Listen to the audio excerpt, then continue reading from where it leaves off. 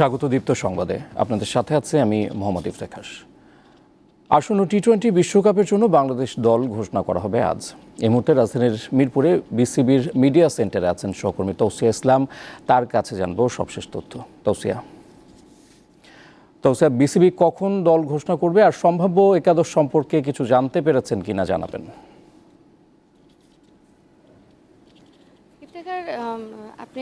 আপনারা জানেন যে গতকালই বিসিবি জানিয়ে দিয়েছে আজ দুপুর 12:30টার সময় আনুষ্ঠানিক একটি সংবাদ সম্মেলন করে দল ঘোষণা করা হবে। তবে এখানে একটু মজার ব্যাপার তারা শেষ মুহূর্তে করেছে, যেটা আজকে আমরা এখানে আসার পর জানতে পারলাম।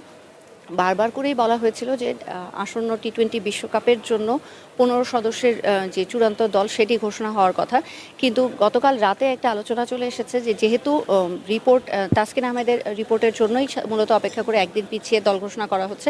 তো তাসকিন আহমেদের রিপোর্ট আসার পর যেটা নিশ্চিত হওয়া গেছে যে যুক্তরাষ্ট্রের বিপক্ষে যে বাংলাদেশের 3 ম্যাচের একটি সিরিজ আছে সেই সিরিজে তাসকিন আহমেদ খেলতে পারছে না। তবে বিশ্বকাপের চূড়ান্ত পর্বে বাংলাদেশের যে ম্যাচগুলো আছে সেই ম্যাচের আগেই শ্রীলঙ্কার বিপক্ষে ম্যাচ দিয়ে বাংলাদেশ বিশ্বকাপ মিশন শুরু করবে। সেই ম্যাচের আগে তাসকিন আহমেদ ফিট হয়ে ওঠার কথা। সে কারণে তাসকিন আহমেদের পরিবর্তে বিশ্বকাপে যাওয়ার আগে যেহেতু বাংলাদেশ একবারেই এখান থেকে চলে যাবে মূল স্কোয়াডটা নিয়ে, যুক্তরাষ্ট্রের বিপক্ষে 3টে ম্যাচ খেলে তারপর বিশ্বকাপের ক্যাম্পে যোগ দেবে, তাই তাসকিন আহমেদকে দলের সাথে নিয়ে যাওয়া হচ্ছে। তার সাথে অতিরিক্ত হিসাবে পেসার হাসান মাহমুদকে নিয়ে যাওয়া হচ্ছে।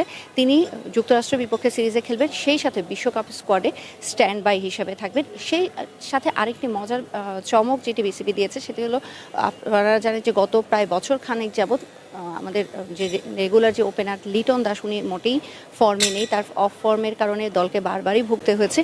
কিন্তু সাধারণত হিসাবে আমরা যে ডানহাতি ওপেনারের একমাত্র অপশন হিসেবে লিটন দাস ছিলেন, কিন্তু তার অফ ফর্মের কারণেই তার ছাড়াও একজন স্ট্যান্ড বাই হিসাবে ব্যাকআপ ওপেনার চিন্তা করে মেহেদী হাসান মিরাজকে স্ট্যান্ড বাই হিসাবে নিয়ে যাওয়া হচ্ছে। সে কারণে যে 15-র জায়গায় যে 17 সদস্যের একটি দল দাঁড়াচ্ছে, এই পুরো 17 সদস্যের দলটাই আজকে ঘোষণা করবেন বিসিবির নির্বাচকদের সাথে আমি কথা বলার পর যে বিষয়টি জানলাম, তারা যুক্তরাষ্ট্রের বিপক্ষে বাংলাদেশের সিরিজ বলে যে 17 সদস্যের দল ঘোষণা করতে যাচ্ছেন সেটিকে ঘোষণা করবেন। মূলত এটা বিশ্বকাপের স্কোয়াড, তবে এই দলের মধ্যে যেহেতু 17 সদস্য ঘোষণা করা হবে, সেখানে 15 জন থাকবেন হচ্ছেন বিশ্বকাপ স্কোয়াডের খেলোয়াড়, আর মেহেদী হাসান মিরাজ আর পেসার হাসান মাহমুদ এনারা দুজন থাকবেন স্ট্যান্ড বাই হিসেবে বিশ্বকাপের স্কোয়াডে।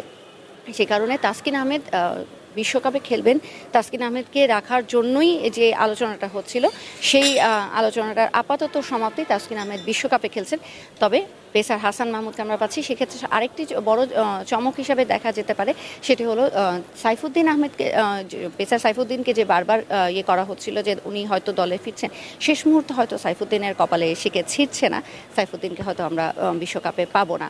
তো এই ছিল আমার কাছে এখন পর্যন্ত সবশেষ। ইফতেখার। দর্শক, আসন্ন টি-20 বিশ্বকাপ উপলক্ষে বাংলাদেশ দল ঘোষণার বিষয়ে জানাচ্ছিলেন সহকর্মী তৌসিয়া ইসলাম। যাচ্ছি পরের সংবাদে। জলদস্যুদের হাত থেকে মুক্ত এমভি আবদুল্লাহর 23 নাবিক চট্টগ্রামের পতেঙ্গায় নিউমুরিং কন্টেইনার টার্মিনালে পৌঁছাবেন বিকেলে। এর মধ্যে তারা একটি লাইটার জাহাজে কুতুবদিয়া থেকে চট্টগ্রামের উদ্দেশ্যে রওনা হয়েছেন। জলদস্যুদের কবল থেকে মুক্তির 1 মাস পর সোমবার সন্ধ্যায় কুতুবদিয়া ঘাটে নোঙর করে এমভি আবদুল্লাহ। নাবিকদের বরণে চট্টগ্রামে প্রস্তুতি নিয়েছেন এমভি আবদুল্লাহর মালিক পক্ষ KSRM গ্রুপ। এদিকে সোমালি জলদস্যুর কাছ থেকে মুক্ত 23 নাবিকের ঘরে ফেরার অপেক্ষায় রয়েছেন স্বজনরা। এমভি আবদুল্লাহ বাংলাদেশ জলসীমায় পৌঁছার পর থেকেই স্বস্তি ও খুশির দেখা মিলেছে তাদের মধ্যে। গত 12 মার্চ ভারত মহাসাগর থেকে 23 নাবিক সহ বাংলাদেশের জাহাজটি ছিনতাই করে সোমালিয়ার জলদস্যুরা। পরে তারা ছাড়া পান 13 এপ্রিল।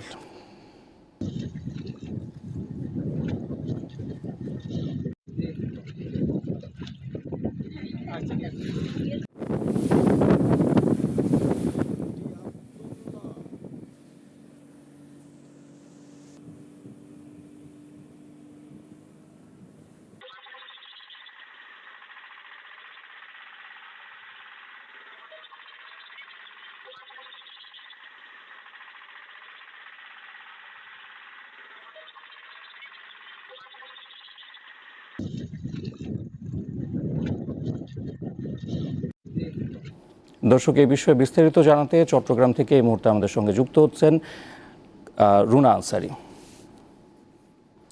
রুনা, সবশেষ কি তথ্য আছে আপনার কাছে জানতে চাই।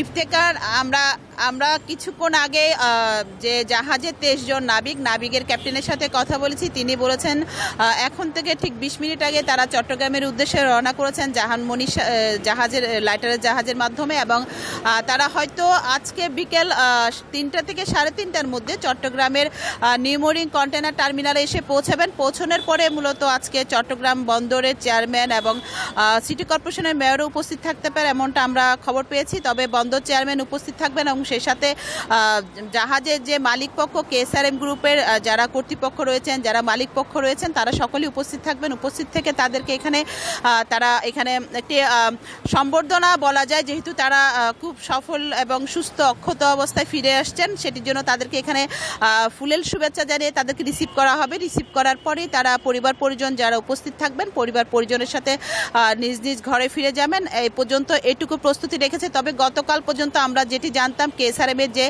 সদরঘাটে যে তাদের ঘাট রয়েছে, ঘাটে আসবেন আজকে নাবিকরা, সেখান থেকে পরিবারের সাথে যাবেন। তবে বন্দর কর্তৃপক্ষের ইচ্ছা অনুযায়ী বন্দর কর্তৃপক্ষ চাচ্ছেন তাদেরকে বন্দর কর্তৃপক্ষের মাধ্যমে কিন্তু একটি সুন্দর সম্বর্ধনার মধ্য দিয়ে যেন ঘরে ফিরিয়ে দেওয়া হয়। সেজন্য বন্দরের আয়োজনে মূলত আজকে নিউ মোরিং কন্টেনার টার্মিনালে তাদেরকে রিসিভ করা হবে এবং এরপর তারা ঘরে ফিরে যাবেন। তো নাবিকরা এখন পথে রয়েছেন, হয়তো 3টা থেকে 3:30টার মধ্যে চট্টগ্রাম বহিনঙ্গরে এসে পৌঁছাবেন।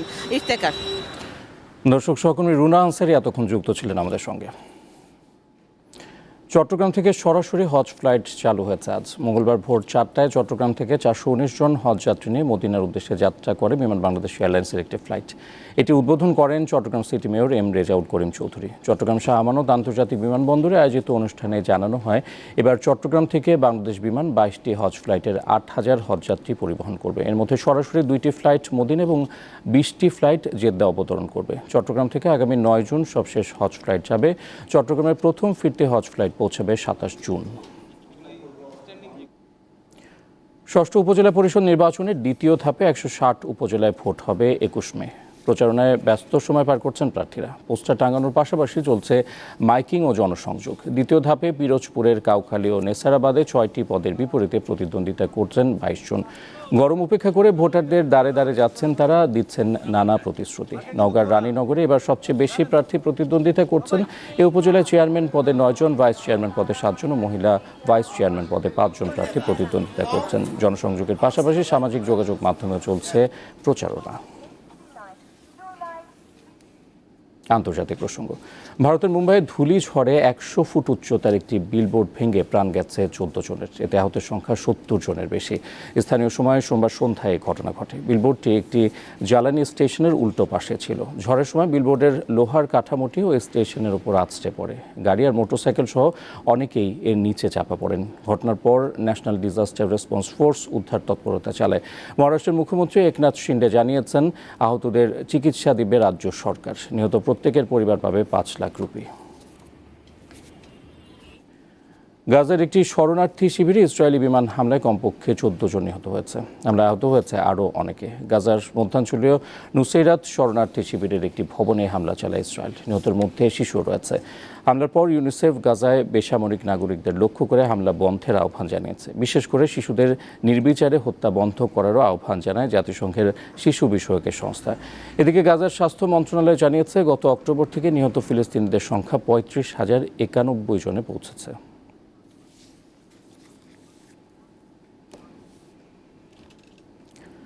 আর এই ছিল এখনকার মতো। পরের সংবাদ বিকেল 3টায় দেখার আমন্ত্রণ রইল। দর্শক, তথ্য বিনোদনের আরও খবর জানতে যুক্ত থাকুন দীপ্তর ডিজিটাল প্ল্যাটফর্মগুলোতে। ধন্যবাদ।